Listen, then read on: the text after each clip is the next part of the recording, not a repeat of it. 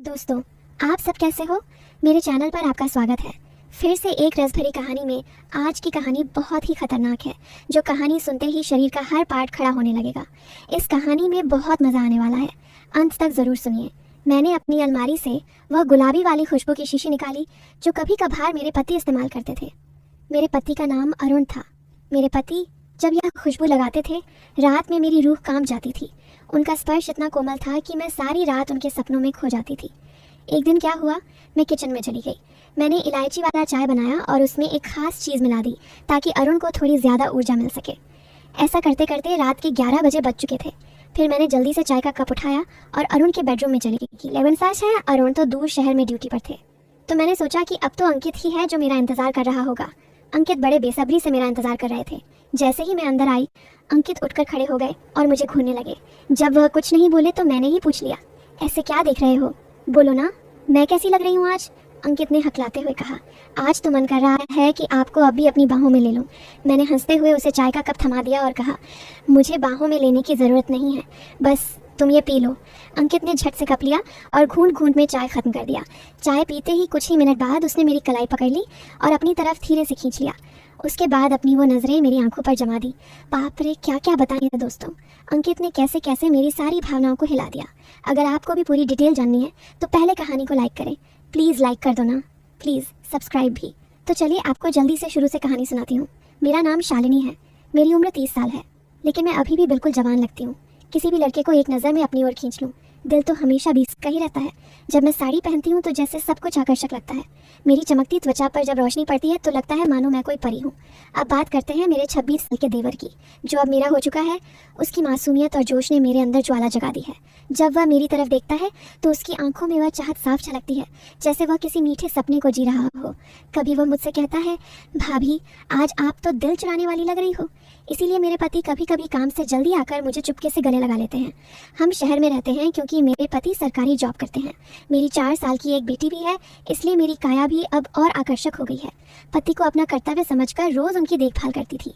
भले ही हमारी शादी को 8 साल हो चुके थे, लेकिन मेरे पति अभी तक मुझे बहुत प्यार से संभालते थे। अच्छा से मेरा मतलब है, हर अंग को छू छू कर प्यार करते थे। वैसे आमतौर पर उनका तरीका ही ऐसा था, लेकिन मैं हमेशा साफ सफाई रखती थी और कभी कभार महक भी लगा लिया करती थी। दोस्तों, आपको मेरे से बात करना है तो इस वीडियो को लाइक करो और चैनल को सब्सक्राइब करो। और हाँ दोस्तों, जो सब्सक्राइब करेगा उससे मैं अपना नंबर भेज दूंगा, तो जल्दी से सब्सक्राइब कर लो। पिछले महीने कुछ ऐसा हुआ जिसका हमें कभी अंदाज़ा भी नहीं था। शाम को मेरे पति अरुण घर लौट रहे थे।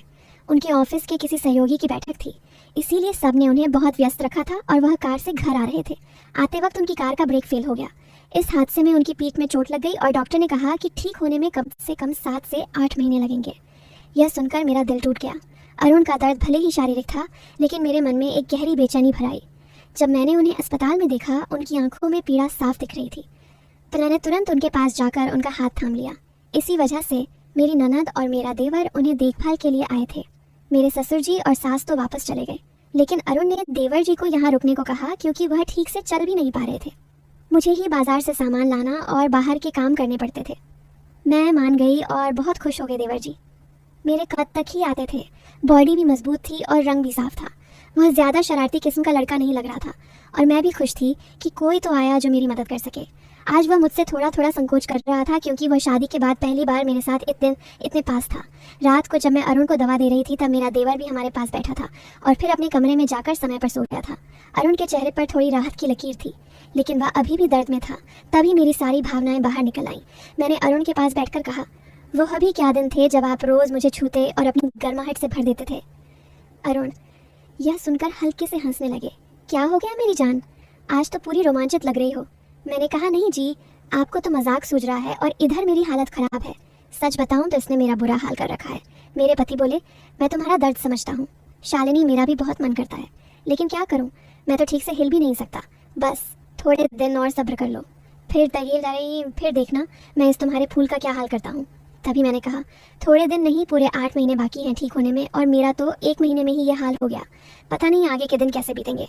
मेरे पति मेरी उदासी मिटाने के लिए बोले, चलो वो नहीं तो कम से कम चाय ही पिला दो, डॉक्टर ने भी कहा है। तभी मैंने हंसते हुए कहा, आपके नसीब में तो वह भी नहीं है क्योंकि आपकी बिटिया ने पी लिया है। हम दोनों ज़ोर ज़ोर से हंसने लगे। मेरे पति मुझे खुश रखने की पूरी कोशिश करते थे, लेकिन मैं क्या करूं, सब बेकार था। थोड़ी देर बाद अरुण सो गया क्योंकि उनकी दवाइयों में नींद की गोलियां भी थीं। लेकिन मुझे नींद कहाँ आ रही थी, इसीलिए मैं खड़ी होकर देवर जी को देखने चली गई कि वह सोया है या नहीं। लेकिन वह अभी तक भी जाग रहा था और मोबाइल देख रहा था। मैंने उसके कमरे में जाकर कहा, क्या हुआ अंकित, 12 बजे बज चुके हैं और तुम अभी तक नहीं सोए, लगता है तुम्हारे मन नहीं लग रहा है। वह उठकर बैठ गया और बोला, नहीं भाभी ऐसी बात नहीं है, बस यूं ही फ़ोन देखते देर हो गई। फिर उसने पूछा, भाभी आप भी तो नहीं सोई? मैंने कहा, मुझे तो आजकल नींद ही नहीं आती। अंकित ने पूछा, क्यों, क्या बात हो गई? मैंने हंसते हुए कहा, नहीं वो मैं तुम्हें नहीं बता सकती, जब तुम्हारी शादी होगी तो तुम्हें खुद ही पता चल जाएगा। मेरे मुंह से ऐसा सुनते ही अंकित ने अपनी नज़रें नीचे कर ली और अंदर ही अंदर मुस्कुराने लगा। तभी मैंने कहा, अरे तुम तो इतनी सी बात पर शर्मा गए, अच्छा बताओ अभी तक कोई लड़की पसंद की है या नहीं? अंकित कुछ नहीं बोला, उससे अभी भी संकोच था। तभी मैंने उसका हाथ पकड़ा और कहा, अरे पागल, अपनी भाभी से इतना मत शर्माओ। वह धीरे से बोला, भाभी सच बताऊं तो ऐसी बातें मैंने अभी तक अपने दोस्तों से भी नहीं की हैं। मैंने कहा, अच्छा तुम मुझे अपना दोस्त ही समझ लो ना, क्योंकि मुझे ऐसी बातें करने में बहुत मज़ा आता है। अंकित ने कहा, हाँ भाभी एक थी, लेकिन उसने मेरे से बातें बंद कर दी हैं। मैंने पूछा, तुमने उसकी जुदाई तो कर दी होगी ना? अंकित बोला, नहीं भाभी सच बताऊं तो मैंने उसे ठीक से छुआ भी नहीं था। मैंने मुंह बनाते हुए कहा, तुम तो बड़े सीधे हो, चलो कोई बात नहीं, अब तुम मेरे पास आ गए हो तो मैं तुम्हें अपना प्यार देकर जवान कर दूंगी। मैं बातें करते करते अंकित के कमरे में ही गई थी। सुबह जब मेरी आंखें खुली तो अंकित बेड पर बैठा हुआ मुझे ही देख रहा था। मेरे उठते ही अंकित ने मुझे गुड मॉर्निंग बोला। जब मैंने पूछा, क्या देख रहे हो, तो वह बोला, भाभी आप सच में बहुत आकर्षक हो। वह हम मुस्कुराते हुए बोला, अच्छा तब तुम सुबह सुबह आकर्षण का मज़ा ले रहे हो और रात को तो बड़े शर्मा रहे थे। वो मुस्कुरा के पूछने लगा, भाभी आप बुरा ना मानो तो एक बात पूछ सकता हूँ? मैंने कहा, अरे पागल, मैं क्यों बुरा मानूंगी, पूछो क्या पूछना है उसने। मुझसे कहने लगा, भाभी सच सच बताना, आप जो 3-3 किलो की ये थैलियाँ लिए घूमती हो, आपको भारी नहीं लगता क्या? उसकी अब बात सुनकर मेरी हंसी छूट गई। इसके बाद अंकित मुझसे काफ़ी खुल गया था और अब वह मुझसे ज़्यादा शर्म नहीं करता था। इससे मैं भी बहुत खुश थी क्योंकि अब मेरा भी समय अच्छे से बीतने लगा था। अंकित को आए हुए 18 दिन बीत चुके थे और वह मुझसे काफ़ी घुल मिल गया था। वो बाहर के सारे काम कर देता, बाजार से सामान ले आता और अपने भैया को भी सहारा देता। मेरी तो बहुत सेवा करने लगा था। शाम को मेरा सिर भी दबा देता और कभी कभी मेरे शरीर को भी आराम देता। लेकिन मेरी चाहत दिनों दिन बढ़ रही थी और मैं मेरे पति की हालत अब भी वैसे ही थी। अब सब कुछ मेरी बर्दाश्त के बाहर हो चुका था। मैंने सोचा कि अब तो अंकित ही है जो मेरी मदद कर सकता है। वैसे मेरे मोहल्ले में भी 2 लड़के रहते थे जो स्कूल जाते थे, वे भी मुझे देखते थे। जब भी मैं छत पर कपड़े सुखाने जाती तो वे मुझे ही देखते और पहले तो मैंने सोचा कि उनमें से एक को सहारा ले लूं ताकि कुछ दिन काम चल जाए। लेकिन फिर मैंने सोचा कि मैं इस घर की इज्जत हूं और कल को पता नहीं यह मुझे या मेरे पति को बदनाम कर दे, इसीलिए मैंने उन्हें अनदेखा किया। लेकिन अंकित तो घर का ही है, इसीलिए मैंने तय कर लिया कि वही मेरी मदद करेगा। आज मैंने पक्का फैसला कर लिया कि आज अंकित से काम ले ही लूंगी और अपने सूखे दिल को अंकित से ही भरवा लूंगी। उसके बाद मैं किचन में खाना बनाने चली गई। जैसे ही अंकित नहाकर ताज़ा होकर किचन में आया, मैंने सब्जी काटने का बहाना बना दिया।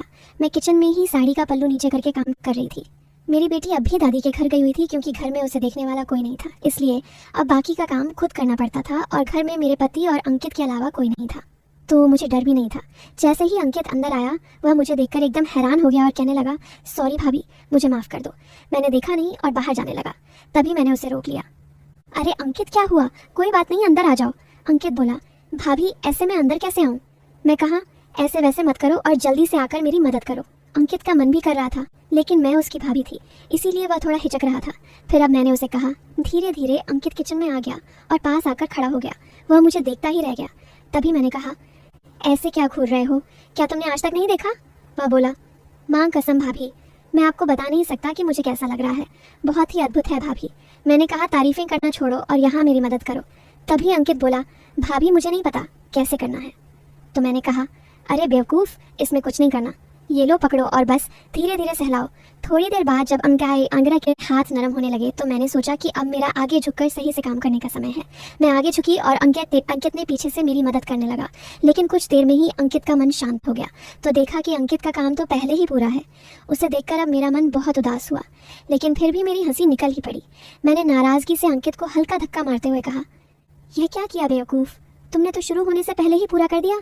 इसके बाद जैसे ही अंकित का उत्साह ठंडा हुआ, उसने हड़बड़ाते हुए कहा, सॉरी भाभी, सॉरी, वो मैंने ऐसा कभी नहीं किया, इसलिए मुझसे ऐसा हो गया। मैं अभी जाकर साफ करके आता हूँ। उसे चला गया। मैंने भी उसे ज़्यादा नहीं रोका क्योंकि मैं समझ चुकी थी कि यह उसके लिए इतना आसान नहीं होगा। इस चक्कर में आज खाना भी लेट हो गया था, इसीलिए मैंने जल्दी से खाना तैयार किया और अरुण को कमरे में देने के लिए चली गई। वह अभी बैठे बैठे खाने का इंतजार कर रहे थे। अरुण बिल्कुल सीधे साधे और नरम दिल वाले आदमी हैं।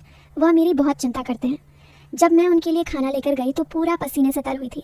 मुझे देखकर वह बोले, इतनी जल्दबाजी क्यों करती हो शालिनी, धीरे धीरे काम कर लिया करो ना, देखो तुमने अपना क्या हाल बना लिया है। तब मैंने उन्हें छेड़ते हुए कहा, यह तो कुछ भी नहीं है, जब तुम काम करते हो तो मेरा इससे भी ज़्यादा बुरा हाल हो जाता है, और तब तो मैं तुम्हें रुकने के लिए भी कहती हूँ, लेकिन तुम तो हाँ कहकर तेज़ी बढ़ा देते हो। मेरे मुंह से ऐसा सुनकर मेरे पति मुस्कुराने लगे। तुम भी ना शालिनी कहाँ की बात कहाँ ले जाती हो। इसके बाद अरुण ने खाना खा लिया और मैंने उन्हें दवाई भी दे दी। दवाई लेने के बाद उन्हें नींद आ गई और वह आराम करने लगे। मैं भी काफ़ी थक चुकी थी, इसलिए मैं नहा धोकर ताज़ा हो गई। इसके बाद मैं अंकित के कमरे में उसे देखने के लिए गई तो वह भी सो चुका था। फिर मैं भी आकर आराम करने लगी। शाम को जब मैं अंकित को चाय देने गई तो वह बैठा फ़ोन चला रहा था। मुझे देखकर उसके चेहरे पर मुस्कान आ गई। मैं भी उसे देखकर हंसने लगी और मैंने उससे पूछ लिया, क्या बात है अंकित, आज तो तुम काफ़ी खुश लग रहे हो। तो वो बोला, भाभी वो मैंने पहली बार ऐसा एहसास लिया था, प्लीज़ आप बुरा मत मानना, मैं सच बता रहा हूँ, बिल्कुल मेरे से काम नहीं बन पाया। तभी मैंने उसे रोकते हुए कहा, अरे बेवकूफ़, मैं कब बुरा मानने लगी, वैसे सच बताऊँ तो मुझे भी अच्छा लगा। इसके बाद मैं अंकित को चाय पकड़ा दी और उसके साथ बैठकर पीने लगी। हम दोनों बातें करने लगे। आज अंकित के मुंह से मेरे लिए तो तारीफ़ें ही बरस रही थीं। वह बस मेरी प्रशंसा ही करता जा रहा था। भाभी आप बहुत खास हो, मैं तो सोच रहा हूँ कि ज़िंदगी भर आपके साथ ही रहूँ। इन 18 दिनों में मुझे स्वर्ग जैसा लग रहा है, और ऊपर से आपकी सुंदरता। मैंने मुस्कुराते हुए कहा, आज तो तुम्हारे मुँह से सिर्फ तारीफ़ें ही निकल रही हैं। लगता है अंकित मेरा हाथ पकड़कर बोला, आप सही कह रही हैं भाभी, अब आपको भी मेरे काम में मेरी मदद करनी होगी।